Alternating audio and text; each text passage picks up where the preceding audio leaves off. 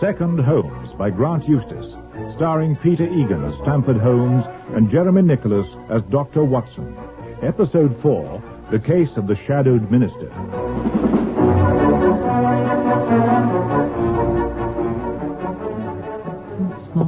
Last, good King Wenceslas last night out on the feast of Stephen. Got a light, Squire.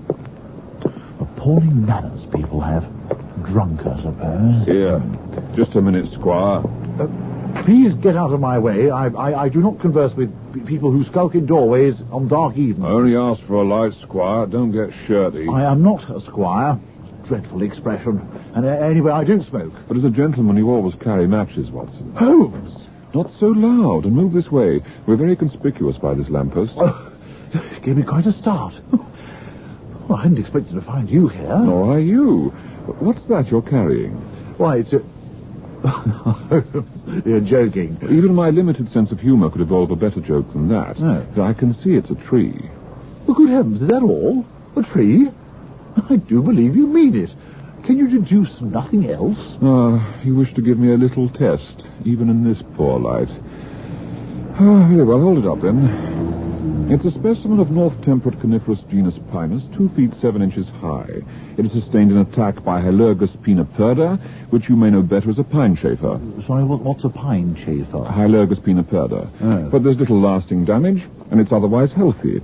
You obtained it from a careless Greek ex-fisherman who smokes a pipe and most probably sells it from a barrow. Oh, Holmes, you've been following me. Certainly not. I don't want people to talk. But you couldn't possibly deduce all that. The roads are wet and slushy, and this tree has recently been splashed by a passing vehicle. So it was on a stall close to the roadside, not in a shop. Yes. This fragment of ash on the roots from a distinctive and rather unpleasant pipe tobacco favoured by fishermen in the Greek islands.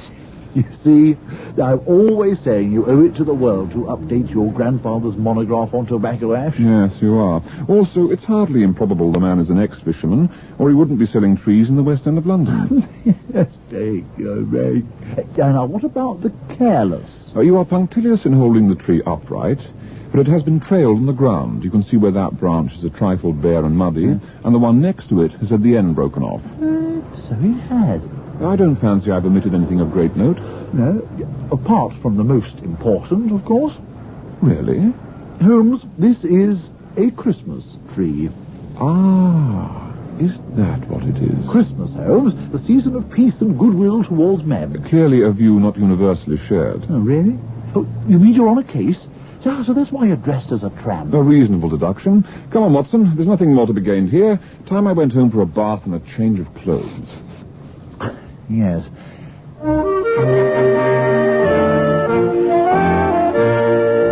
That's better. I rather overdid the smell element of the disguise this time. Yes.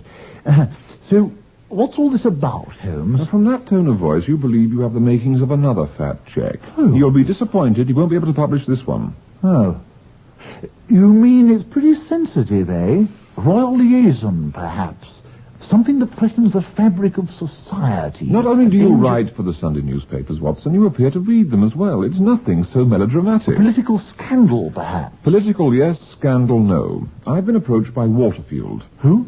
The Minister of State at the Defence Ministry. Aha! Defence, eh? The national interest at stake. Watson, if you persist in embellishing the story before you even know the facts, I shall say nothing further. Oh, sorry, Holmes. Now, the Minister sent me a note to say he believed he was being followed and asked me to look into it. Oh, that's odd. Not at all. Thanks to you, I have a reputation for dealing with matters of this kind. No, I mean, it's odd he came to you rather than use official channels. I wonder why. The man is somewhat taciturn. He even managed to compress the whole of his letter to me into 19 words. Unsurprisingly, therefore, he's given me no reason. Well, must be something personal or sinister. Shortly after the Minister's letter arrived, I received this. An anonymous note. Mr. Holmes, by now you will have received a letter from a government minister. Ignore it. It can do no good to you or him if you attempt to take the matter any further. Most promising. You think so? Of course. Your antagonist has shown his hand. There's always a great deal to be deduced from anonymous notes. Such as? The paper. The market leader in domestic writing paper, available at any stationer's. Ah. Oh, then the typewriting. The most common electric office typewriter. It would not be unreasonable to suppose there are at least 50,000 of them in London alone. Tracing the one with a slight fault in the lowercase t would be a most tedious undertaking. Well, the postmark on the envelope is... Central London. Oh, just a moment. There's something wrong with all this. I found you out in the street already working on the case. I haven't had to persuade you to take it on. For once, no. So why have you? Since you put me to the test with your much-abused Christmas tree, I think it's only fair that I should return the compliment. Ah, right. Deduce it. The note warns you off. Now, the inevitable reaction to that from a member of the Holmes family would be to make you look into it, which you have. Ah! So the writer is not an antagonist, but someone who wants you to take the case. Admirable, Watson. But incomplete. Oh. Anyone who could reason my first reaction as you have could reason my second. Oh, could they? It is too obvious that a warning note would provoke me to look into a case. It's plausible to assume that the writer of the note intends me to think it is too obvious, and thus not to pursue the case. But you have pursued it. That's because the writer did not wish me to. Ah, I see. You do? Well, it's a trifling little matter. A pity. This is something genuinely interesting. Oh, really? You've been at your health centre a good deal this week, Watson, so you haven't seen my model. Model? Good grief. Of the west coast of America. Oh, I see, that sort of model. It really is no good trying to study plate tectonics theoretically. Plate what? The mobility of the Earth's surface, Watson. You see, this is the Gorda plate off Canada, and this is the Cocos plate off Central America. The difficulty is that to simulate movement between them and the North American plate, I need to write a very complicated program for the computer. You see? Well, I'm nearly there. I knew when you bought that mini-computer it would divert you from your true vocation. The nature of my true vocation is something we might differ about. You would think being ex-director would stop that ringing so often. Holmes? That is correct. If you must. No, I shall be here. My pleasure. I am too polite. It is not my pleasure. Something new, Holmes? The Minister's personal assistant, Alex Messenger, wants to call here urgently. Messenger, eh? Pretty appropriate, eh? The winged messenger, Miss Mercury. Oh, yes. Well, the plot thickens, after all, by the sound of it. I sincerely hope not. But this Defence Ministry aspect is worrying, don't you think, Holmes? Possibility of involvement by foreign power and so on. Well, good Lord. That Bulgarian case. Which one had you in mind? The assassination. The man who was stabbed on Waterloo Bridge with an umbrella that had a poisoned ball bearing in the tip. Minister is harmless, Watson. Why should the Bulgarians want him eliminated? In any case, if he is to avoid every man in London in December with an umbrella, he'd never get to work. Now, be a good chap and read the newspaper or something. I want to get on with this programming.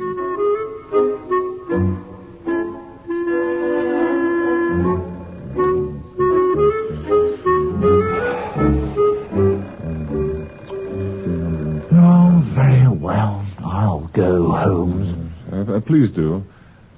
49,000. I'd like to see Mr. 336. Ah, that might be a little bit there. There's a bit of a problem here, Holmes. A young lady wants to talk to you, and you're expecting this messenger chap any minute. Ask her in, Watson. Oh, if you think it's all right. Oh, come in, would you, Miss... Messenger, Watson. What? Dr. Watson, Alex Messenger. Oh, I see. How do you do? How do you do? You might have told me, Holmes. Please do sit down, Miss Messenger. Now, have you come to tell me why you wrote the anonymous note? Good Lord. You've known all along, I suppose. Well, you do me too much credit. The writer of the note knew I'd received a letter from the Minister. Indeed, seemed to have absorbed some of his cryptic style. Thus, it was logical to believe it came from someone close to him. But I was only certain it was you when I saw the ring on the little finger of your left hand. Ring? It was undoubtedly that which caused the indentations on the paper as you folded it. Remarkable. Commonplace. Now, your reason, Miss Messenger? To prevent the Minister making a fool of himself. You see, he feels he's going to be moved out in the next ministerial reshuffle. Indeed. So he's been casting around for something that might make him seem more important to the Prime Minister. One of the devices was to say he was being followed. Very difficult to disprove. And at the Defence Ministry, that carries with it all sorts of overtones of his activities being of interest to a foreign power and so on. Something the PM's very sensitive about, as you know. Well, what did I tell you, Holmes? I thought I'd talked him out of it. And then I found out he'd written to you. So I wrote my note. So that's all cleared up. I can get on with my programming. Good day, Miss Messenger. Not at all, Mr. Holmes. You see, I realized today that the minister is being followed. Yes, I know. You didn't tell me that, Holmes. I don't remember you asking. But his life may be at risk after all. I doubt it. Oh. The man followed the minister all day to his office, from his office to the house, to lunch at a busy restaurant. That's when I noticed him, but I didn't see you. Oh, that's only to be expected. Then again when the minister was doing his Christmas shopping, which was when we met, Watson. Yes. If he wished the minister harm, he had ample opportunity today. I don't think there's anything I need get involved in. You might be able to help me if you did, Mr. Holmes. I should give up that approach, Miss Messenger. Holmes doesn't have a soft side. I beg your pardon? I was under the impression it was the minister who was being followed. But I believe it might be on my account. How do you mean? I think the minister's wife is having her husband followed. Good Lord, why? To prove her suspicions about her husband's personal assistant. Ridiculous. Why should she be jealous of you? Well, Watson, for a ladies' man, you can be remarkably tactless. Well, of course I can see Miss Messenger is attractive and quite charming, and so on. But I mean, it's quite normal to find career women in politics or anywhere else for that matter. that's the problem. It's not normal to Mrs. Waterfield. Oh. Woman's role is keeping the house and rearing the children while the breadwinner's away. Only since he became a minister, the breadwinner's been away rather too much for her liking, and at the same time he's got a female personal assistant, who clearly can't be trusted if she's 30 and still unmarried. Oh, stuff and nonsense. Of course, you may be right about Mrs. Waterfield's old-fashioned views, but I think this business of the minister being followed has a much darker side. It's too much of a coincidence that he's in the defense ministry. Excellent. Oh, you think so, Holmes? I do believe I shall be able to produce an exact replica of the San Andreas Fault. Holmes, we're discussing Miss Messenger's problem. I don't see that she has one. Then could you put my mind at rest? Of course. How? I have to go back to the constituency before the recess. Tomorrow, in fact. Since the minister's asked you to assist, you could come with me. Right. Then you could see whether you feel Mrs. Waterfield is behind this. I still think we'll find another solution. Well, it can't do any harm to start in the constituency. What do you say, Holmes? I'd much rather finish my programming. Please, Mr. Holmes, it's not far, only Norfolk. Well, that's hardly an incentive. The people there take after their county, and the county's desperately flat. You can't dismiss Norfolk like that, Holmes. It's too important to your family. Will we be going anywhere near Donnithorpe, Miss Messenger? Well, about 10 miles. Ah, there you are, you see. That was the scene of Holmes's grandfather's very first case. Oh, here we go again. Well, anyway, Holmes, we can be there and back in 24 hours. I can promise that. The Waterfield family has a lot of business interests in East Anglia, and I can call on the company aircraft if I need it. Can you now? Aircraft? I'm sure that's not necessary, but my car's only just down the road. What sort of aircraft? To be accurate, I should say helicopter. Better still. I'm sure there are perfectly good trains. Could the pilot be persuaded to let me sit in the front? I'm sure he could. Well, perhaps we ought to consider whether one of us should Then off stay to in Norfolk it London. will be. Hey, Watson? Good God, my life insurance is up to date.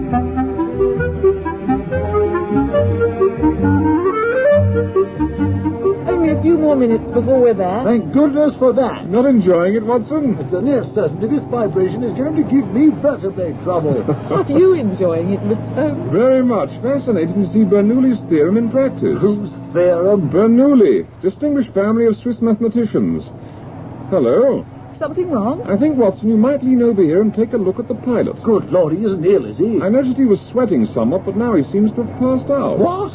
What? Then who will fly this wretched helicopter, then? At the moment, the autopilot's doing an effective job. Oh, good. But if we're not just to fly around here till we run out of fuel, I shall have to take over. You? I didn't realize you were a pilot. I'm not. Oh, The Lord. last 40 minutes have been most instructive. It all seems relatively straightforward. Holmes, this can't be. Why? Are you going to be able to bring round the pilot? Not a hope. Look at those pupils. Then unless you want to change places with me... Heaven forbid. That's the house up ahead. The helipad's the far side of the terrace. But that's next to the building. Yeah, it might be a fraction ambitious for a first landing. What? We'll try the field instead. This is hopeless. Pretty soggy, I imagine, but I think recovery of the helicopter must take second place to our survival. We're not going to survive. We won't if you keep shouting in my ear, Watson. Now, which direction is the wind? Wind? There's smoke coming from that end chimney. Oh, so there is, thank you. We need to turn to head into it then. Now, Miss Messenger, it would be helpful if you would watch the rotor RPM, which is this gauge here. I shall be looking out, and Watson will have his eyes shut. I certainly will. Ignore the numbers, but let me know if the pointer goes into the green, which is too high, or... No, the green, which is too low, or the red, which is too high. Oh, my God. Mr. Holmes, the pilot usually insists we fasten our seatbelts before we land. Then let us follow that good example. Doesn't provide crash helmets, does he? Everybody ready? Switch out the autopilot, then. And down we go.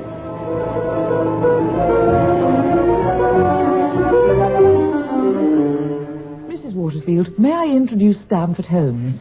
You're responsible for this mess, I understand. They say they're going to need a crane to move that helicopter. I'm afraid the landing was rather harder than I planned, but I'd assumed the cars would disperse as we approached rather than run towards us. Really? Mrs. Waterfield, Dr. Watson and I owe Mr. Holmes our lives. If you hadn't come here, the incident would never have occurred. I'm here at your husband's request. Far be it for me, of course, to interfere with his work. Ah, there you are, Holmes. Mrs. Waterfield, this is Dr. Watson. Looking much better. No thanks to you. Is the pilot so much better that you can afford to leave him unattended? He isn't unattended, madam. Your local man has arrived. In fact, the pilot will be all right in a couple of days, but it was a very severe bout of food poisoning. The question is, was it an accident? What? Why should it have been deliberate? The minister might have been travelling with us. Why, in that case, I doubt Miss Messenger would have asked you to come as well. Well, in fact, she did ask Now, me all to this is come. getting very tiresome, and in any case, it's the minister's business, not mine, so if you'll excuse me... Mrs. Waterfield, what about accommodation? What about it? Mr. Holmes and Dr. Watson won't be able to get back to London at a reasonable time today, now that the helicopter's out of commission. Well, you should have thought of that before you came all this way. I haven't touched the guest room my husband allocated you, of course. But all the other rooms are being prepared for the family coming here over Christmas. It's bad enough to think they're going to look out of the window at that helicopter thing lying there. I can't possibly upset the arrangements for the rooms. Well, I'm sure even in Norfolk there must be somewhere acceptable for Watson and me to stay. There's only the Mill House within about half an hour's drive. Then the Mill House it is. I don't think you should stay there. Oh, why not? Well, the name Holmes means only one thing. Yes, I doesn't it? say so. Well, you know what local people are like. They'll draw all the wrong conclusions. I'll go with you. They know me there. In fact, I can stay there as well. Well, I don't want to put you to any trouble if you've already got a room here. I'm sure your company is more congenial than mine, Mr. Holmes. After all, you're a man. So I am. No doubt you need a car now to get to there. You better take the Range Rover, I suppose.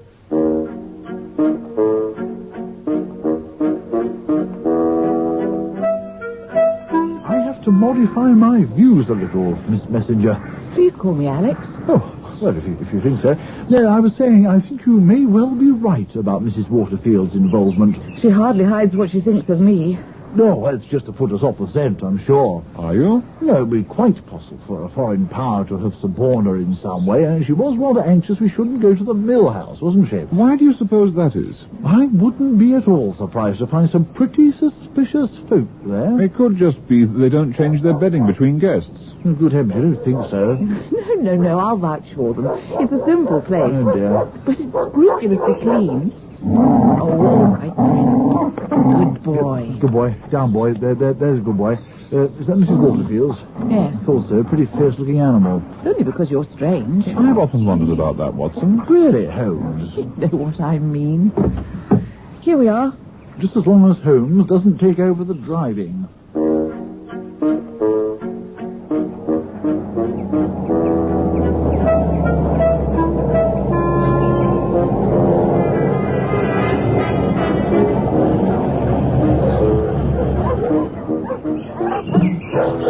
More of those unpleasant dogs. You must just bring out the worst in them, Watson. Awful lot of them here. They breed them. Ah. All right. Calm down. That's it.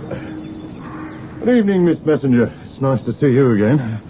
But in very unusual company. I wouldn't have expected to see Mr. Holmes out here in the wilds. And how do you know who he is? Michael used to be a policeman. Oh, I see. Yes. I was still in the force at the time of that M1 job, when the container of whiskey got hijacked. Ah, yes. Oh, you remember that fascinating case, Miss Alex. Is it all hinged on a balding Welshman with one leg longer than the other? Very impressive it was. So, your turning up here must mean trouble for some villain. Well, yes, as a matter of fact. We're just giving a little assistance to Miss Messenger. What does a former policeman find to do out here?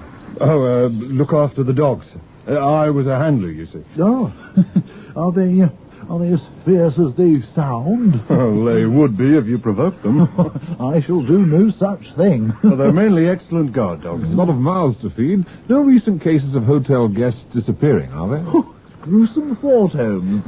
With respect, Mr. Holmes, you and Dr. Watson would be a bit too tough for them. Well, that's a comforting thought. Well, good day to you. Right, yes. We can get in through the side door. A nice chap. I don't much like his dogs, though. There's no problem, Mrs. Belling. Mrs. Waterfield just doesn't have any rooms free. In a big place like that? And it is a bit unusual. You, a single lady, arriving out of the blue with two gentlemen? Madam, I assure you... But you have got some rooms. Well, I think we could find some. But we do usually only take bookings. What is it, Mother? Wanting rooms. At this time of day? With no bookings. Oh, good Lord. Perhaps it might help if we paid in advance, cash. It might help. I thought so. Good. Over to you then, Watson. What? I've only got my credit cards with me. I can't believe they're much use here. Them nasty plastic things? Well, will that do? Just about. We'll see what we can do. That is a bit unusual. Really? Well, that was a good meal. I give them that. The pilot didn't get his food poisoning here. But we'll need to keep our ears open tonight. What for? Something's afoot here, all right. Afoot? All that about a single lady and two men. Patent nonsense. Do you think so? Oh, yes, they didn't want us here. And that ties in with Mrs. Waterfield not wanting us to come here. Have you made a reconnaissance of the corridor where our rooms are, Watson? What? You know how important knowing every facet of our surroundings is. By Jove, yes, I'd overlooked that. Well, I must do that at once. If you'll excuse me, Alex. Good night, Watson. Good night. Good night. More coffee? Thank you. If you don't mind, I won't join you. After the way the helicopter flight turned out, I'd like an early night. Miss Messenger, there are a few occasions when logical methods are unable to penetrate to a significant detail of a case. This is one. Therefore, I must risk your anger and ask directly, does Mrs. Waterfield's view of you and the minister have any justification? None at all. Thank you. But I don't know how I can prove that to you. No need. The truthfulness of an answer is something I've learned to judge. I hope that means you believe me. Well, hope is something we should never be without. Please don't let my enjoyment of your company detain you from your well-deserved rest, Miss Messenger. Alex. Quite so. Good night.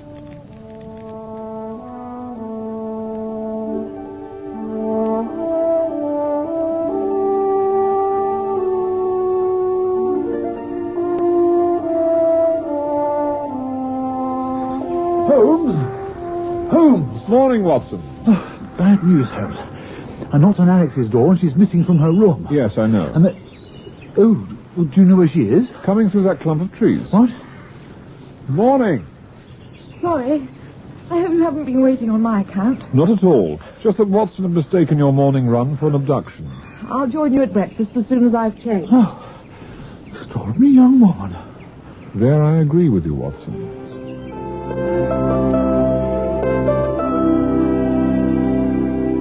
Well, we've drawn a bit of a blank here. Rather to my surprise, I must say. So, what do we do? Oh, careful, Watson.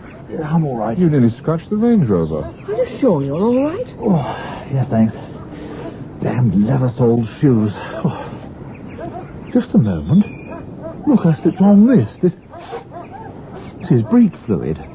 Coming from under the Range Rover. Someone's been tampering with these brakes. Well done, Watson. Another attempt on the minister's life. Driving down a hill, the brakes suddenly fail, and he's killed in the accident. With the flat roads of Norfolk, that would be an excruciatingly slow death. But who could have done it? The dogs did nothing in the night time. To the brakes? Excellent, Miss Messenger. What? We heard no barking during the night. Of course. So the dogs knew whoever was prowling out here in the car park. You might just confirm that friend Michael is missing, Watson, now that he's delayed us. I'll see if I can obtain any alternative transport. Mr. Holmes, you really try my patience. First, the helicopter, and now you drive out to my front door in a tractor. I'm afraid it was the only vehicle that even Watson's deep wallet could hire for us. Once I'd paid all the hotel bills. And what are you doing back here anyway? Michael, that dog breeder at Mill House, is missing. What? Since you have one of the same breed of dog, it seems possible you might be able to tell us something about him. Very good, Watson. Thank you, Holmes. But you forgot to mention about Michael blackmailing Mrs. Waterfield. What? How did you know that? If you know where to look, it isn't difficult to discover that you had a conviction for shoplifting before your marriage.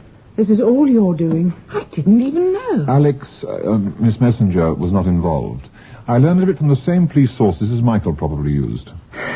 He came here this morning, accusing me of putting you onto him. Eventually I convinced him I had done nothing of the sort. But then he said he couldn't go back to the Mill House anymore, so I had to pay him even more money to get him out of my hair once and for all. And now that's a wasted investment, since you'll tell my husband anyway. I have no intention of revealing something you've managed to keep secret. But what about his political confidant here? I had no interest in hurting the minister. He won't hear about it from me. But do you mean to say that you have nothing to do with the man following the minister? Which man? I told you, Watson, that's not a problem. Yes. This is the season for terrorist unpleasantness in London, and the minister's shadow is a special branch man. Not especially competent, since he was never aware that I was following him. But perhaps, fortunately, I have no terrorist inclinations. So you knew before we left London? Of course. Then why did you agree to come here? Well, you offered me a helicopter ride. Well, Now, with that method of transport precluded, could someone offer a means of returning to London that is faster than a tractor?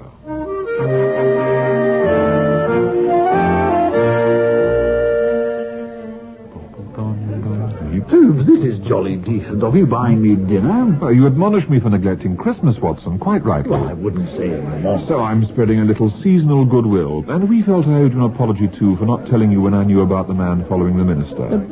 We? Someone else joining us? Oh, just coming, in fact. Hello. Hello. Sorry, I'm always the last to arrive. Good Lord. We can go in and eat, then. Oh, good, I'm starving. They do a very good Chateaubriand here. Just a minute, Holmes. Yes? You're apologizing to me and taking a lady to dinner. Very astute, Watson. Holmes, are you sure you're feeling all right? Never felt better, Watson.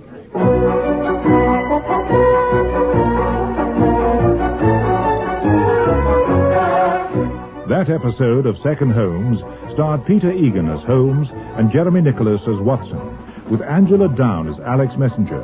Mrs. Waterfield was played by Wendy Murray, Michael by Jim Reed, and Mr. Belling by Stuart Auburn, with Miranda Forbes as Mrs. Belling.